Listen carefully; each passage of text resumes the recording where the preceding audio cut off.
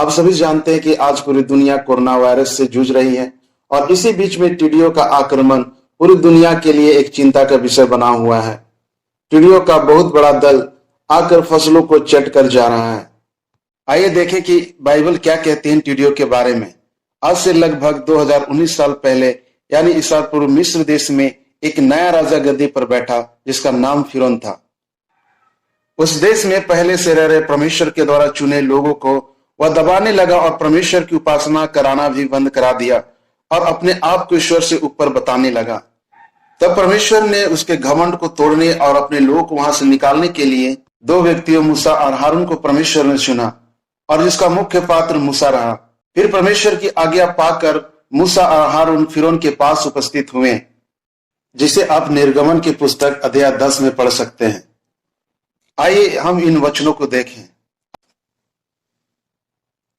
तब मूसा और हारून ने फिरौन के पास जाकर कहा, इब्रियों का परमेश्वर यहोवा तुझसे इस प्रकार कहता है, मेरी प्रजा के लोगों को जाने दे कि वे मेरी उपासना करें। यदि तू मेरी प्रजा को जाने ना दे तो सुन, कल मैं तेरे देश में टिड्डियां ले आऊंगा और वे धरती को ऐसा छा लेंगी कि वह देख न पड़ेगी और तुम्हारा जो कुछ ओलों से बचा रहा उसको वे चट कर जाएंगी और तुम्हारे जितने वृक्ष मैदान में लगे हैं उनको भी वे चट कर जाएंगी।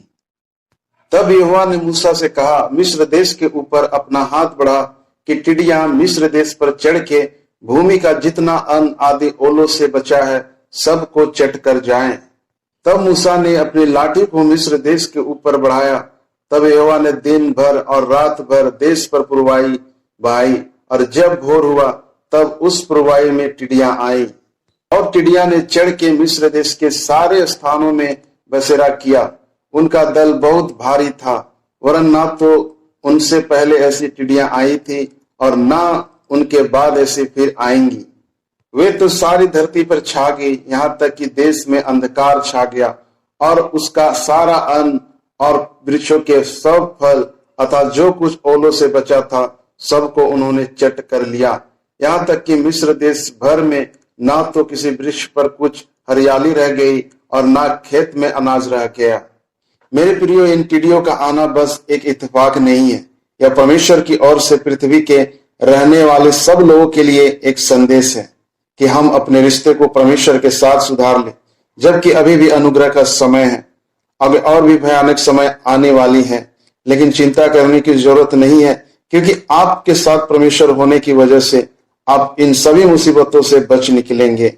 परमेश्वर आपको आशीष दे।